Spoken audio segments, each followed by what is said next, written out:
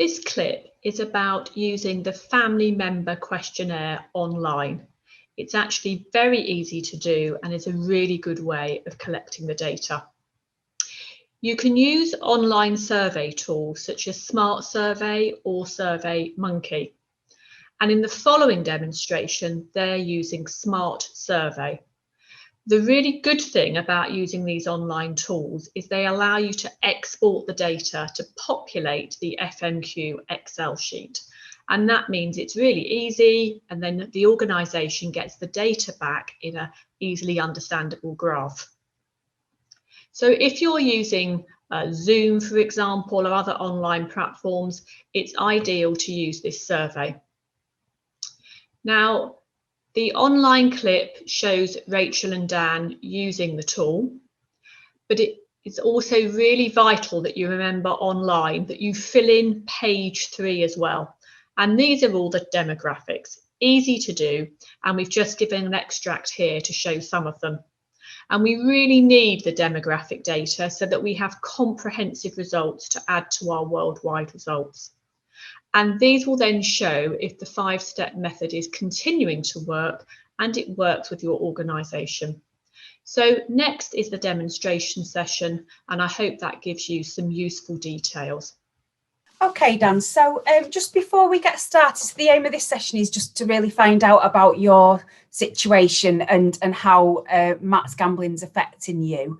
And before we do that, we're just going to go through a questionnaire, and it'll just give me a chance to find out a little bit more about all the different areas and how things are affecting you. So, for example, you know, your relationship with Matt, your well-being, you know, how things are affecting the social support and that kind of thing.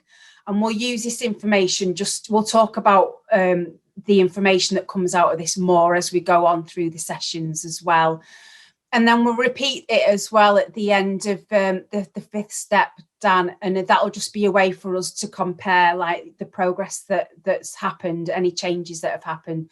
And it'll just be a way for us to see as well what areas might still need some work or might still need a bit of attention as well. So we'll get this done today, and it'll help us like tailor some of the sessions as well.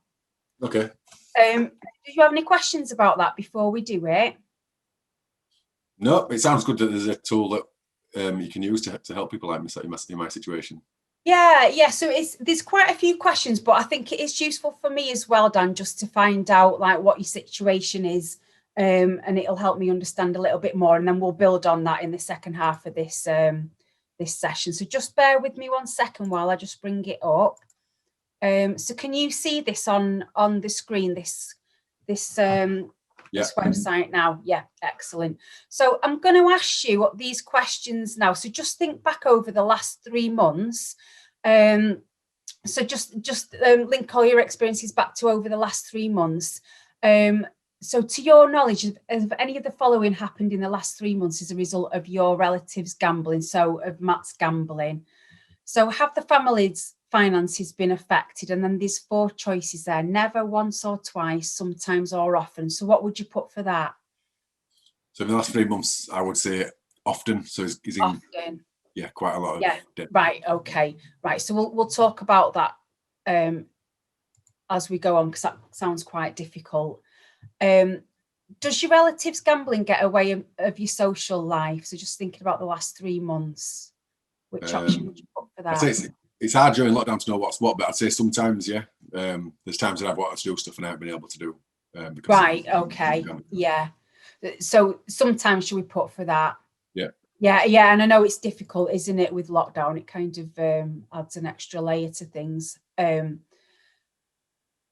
So the next one then is that are you worried that your relative has neglected his appearance or self-care? Do you think that his gambling's kind of led to him not looking after himself as well as he should be doing? I think so, yeah, and I think that's more due to the knock-on effect of how gambling's affected his mental health. Okay. Yeah, there's times where he might not even get dressed in a day and like have a wash and that sort of thing. So yes, I would say often. Right, okay, right. So you've definitely noticed that there are changes in how he's looking after himself, and yeah, and that's Well, we'll talk about that, because it sounds like obviously then his mental health's not in a great place at the moment because of his gambling, and it just shows, doesn't it, how there's a massive knock-on effect with everything. The gambling can lead to lots of changes. Yeah. So has your relative picked quarrels with you? So has Matt picked any fights with you or started arguments or anything over the last 3 months? I would say no, never. So I think it might be the other way around. Okay. I think he would just ignore it all and pretend it's not happening if he could. So I'd say never. Right. So you'd say never. So it sounds like he's quite avoidant of the situation. If he had his way, he'd never bring it up and you'd never be having any conversations. Okay. So has Matt threatened you at all in the last 3 months, Dan? So no, I'd say again, never. Again, he would try and just hide and not argue or sort of threaten me or anything like that. He would isolate himself. Right. Okay. So you've not felt unsafe because of Matt's actions or words or what he's saying or anything? No. No. Okay, that's good to know. Okay. And has Matt ever upset family occasions? So I would say often for that one, but it's generally that he might not turn up. Okay. Or if he does, he stays for a really short amount of time and then leaves again. So I would say often. Right. Okay. So it's not that he's coming and like disrupting things. He just might not be there and his presence is felt, or he'll turn up and not really last the distance. Yeah. Sorry, I said often, not often, because he don't. Sorry. Often. Yeah. Okay. Right. Okay. Right, so we'll just move on to the next page. So again, it's over the last 3 months. So this is more about you and how the situation's affecting you, Dan. So how frequently have you experienced any of the following symptoms? So worrying, never, or often. So I think I'd say often. I think I sort of, at the back of my mind, I'm worrying all the time. Okay. Yeah. And is that linked to worrying about Matt then and his gambling and all the things that come along with that then?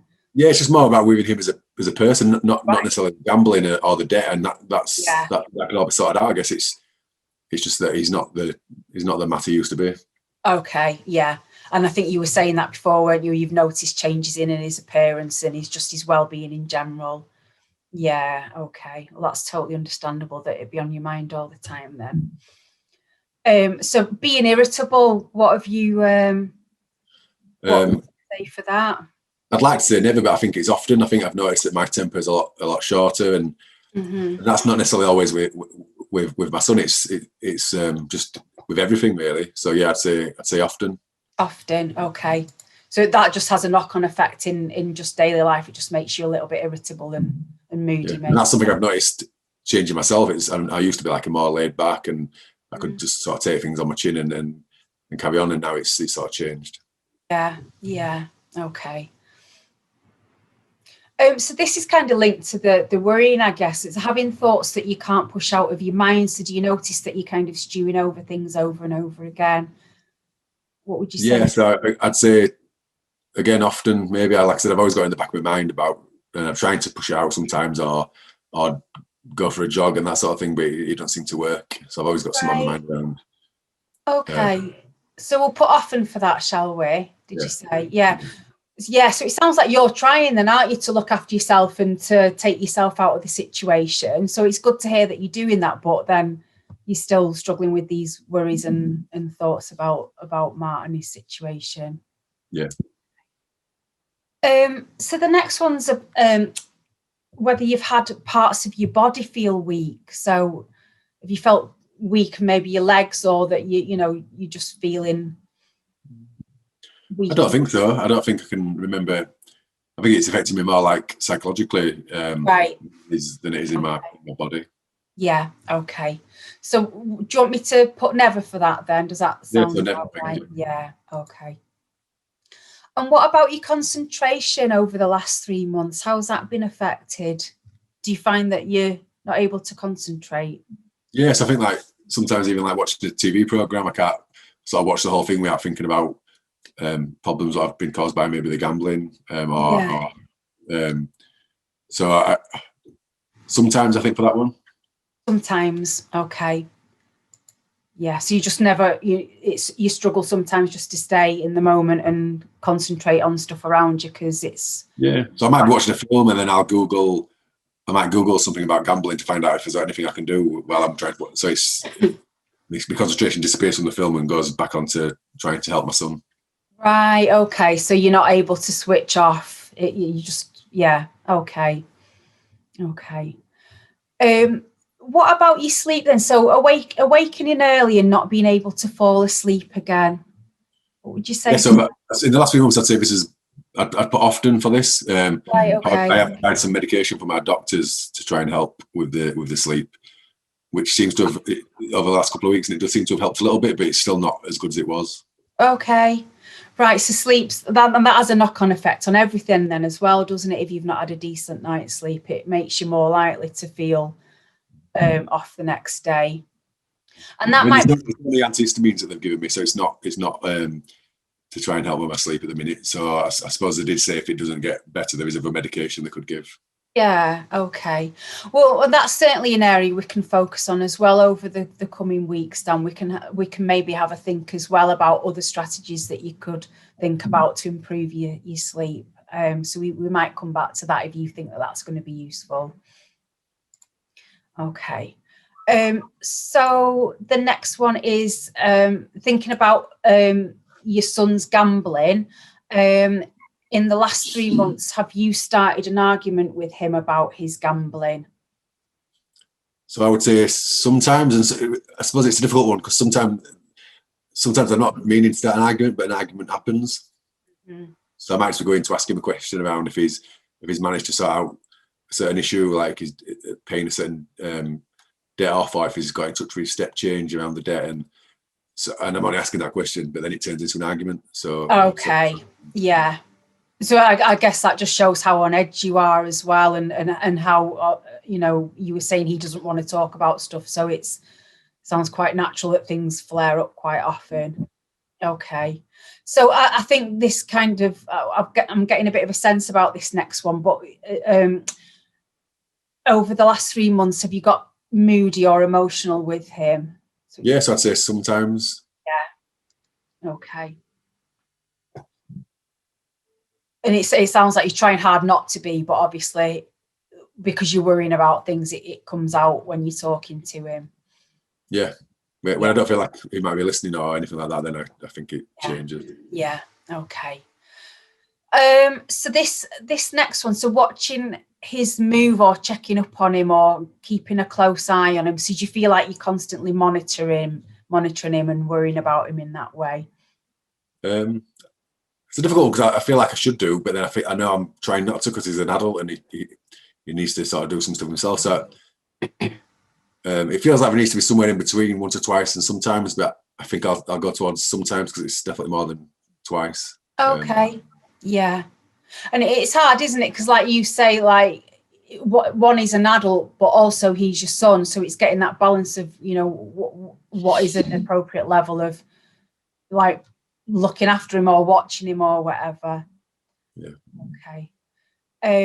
So what about this next one where it says sat down with him and talked frankly about what could be done about his gambling? So how often would you say that happens? Or I think I've tried it quite a lot of times, but then that's when I think it turned into the arguments that we mentioned at the top. So where it's actually been a conversation where we've frankly talked about it probably once or twice. But then I try to do it often, if that makes sense. Okay. So once or twice, but you'd like to do it a bit more maybe, but he's just quite avoidant with it all. Yeah. Okay. In the last 3 months, have you made it clear? How often have you made it clear you won't accept his reasons for gambling or cover up for him? Never. Mm-hmm. Okay.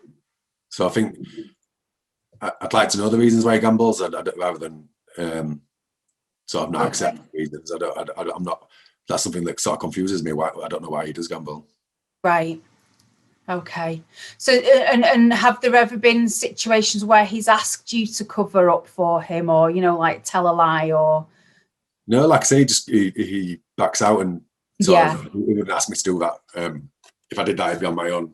It'd be me who sort of chose. He would never ask me to do that. Yeah. I think it's past that stage of covering it up. I think everybody knows about it. Right. Okay. Fair enough. Okay. So in the last 3 months, how often have you made it clear to him your expectations of what he should do to contribute to the family? Never, I don't think. So maybe no, that, like if you don't feel like he's pulling his weight within the family home, or, going to social engagements or whatever, do you ever have to have like conversations about that kind of thing? I think I'd like to. Yeah. But I think the right time never seems to pop up. So it never happens. But then it's something I would like to be able to have that conversation with him. Right. Okay. So so it might be useful for us just to explore that a little bit more over the coming weeks, how you can like open up those channels of communication and do it in a way that isn't going to lead to arguing. Okay. What about this next one where it says, how often have you put yourself out for him? For example, getting him to bed or clearing up after him after he'd been gambling. So for example, if he's been up all night gambling, or he's not been keeping his room tidy, or he's, have you ever had to tidy up after him or sort him out in any way? He sort of keeps himself in his room and isolates himself when he's gambling. It's all on his phone. Right. So I didn't have to get him to bed, but I don't think he goes to bed at normal times. I think he's awake. Sometimes I clear up messes after him. When I'm not around, I'll just go in the kitchen and he might have brought his plates back down what he's been eating in his bedroom and that sort of thing. And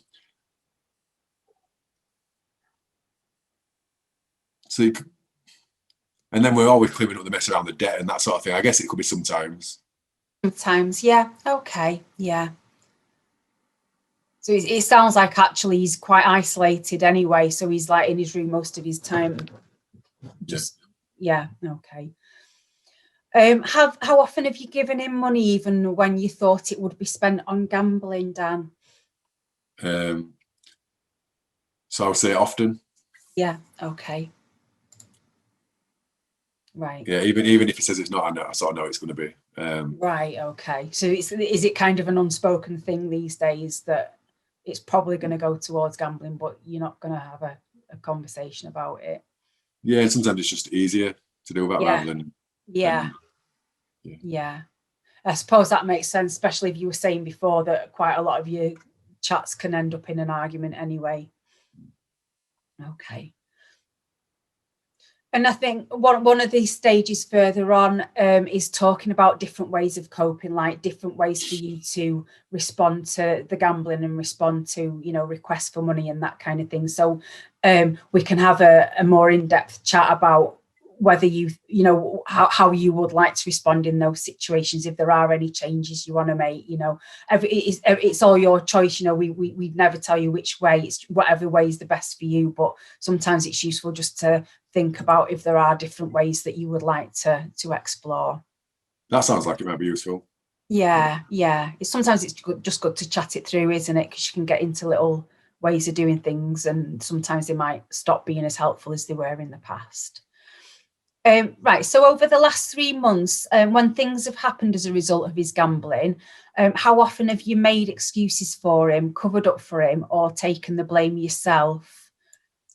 I don't think I've ever taken the blame, but there's definitely times where I've covered up. So I'd say sometimes. So like when I said like family occasions, if it doesn't come, then I might make an excuse that he's busy with doing something else, and or he's not feeling well, that sort of thing. Right. Okay. Yeah, so you've just kind of made a little white lie here or there just to try and protect him, or save face. I don't want everyone to not like him. No, that's it, isn't it? So how often over the last 3 months have you pursued your own interests or looked for new interests or occupation for yourself? I know that this question's a bit difficult during lockdown when there's not that much you can do anyway, or got more involved in things like political, church, sports or other organisations. So I think that's something I've been quite good at, I guess, with lockdown, is making sure I can do sort of sport and go for a jog and do some work in the garage and that sort of thing. Maybe not as much as I used to, but that's due to lockdown, like you say. Okay. I'd say sometimes I think I'm quite good at keeping myself active. Yeah. Good. Yeah. And that's just so important for your own well-being as well, isn't it? Just to take time for yourself to try and get away from it all. So in the last 3 months, how often have you got on with your own things or acted as if he wasn't there? So like I've got on with me on things like we just said there about like doing some sport and stuff to keep me active. And I suppose I never act like he's not there. But I do get on with me on things. Sometimes. Yeah.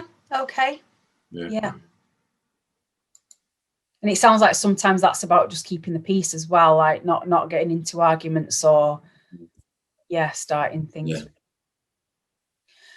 So in the last 3 months, how often have you put yourself first by looking after yourself or giving yourself treats?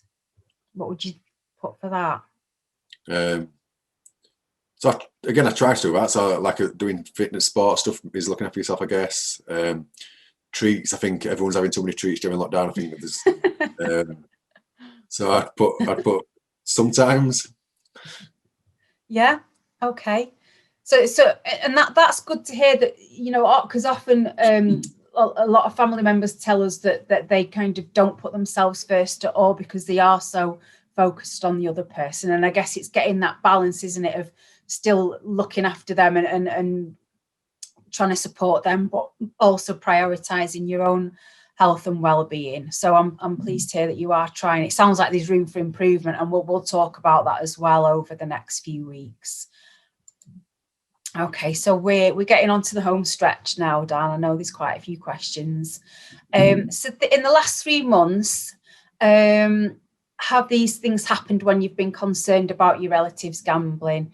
So friends or relations have listened to me when I've talked about my feelings. What would you put for that? Once or twice. Okay.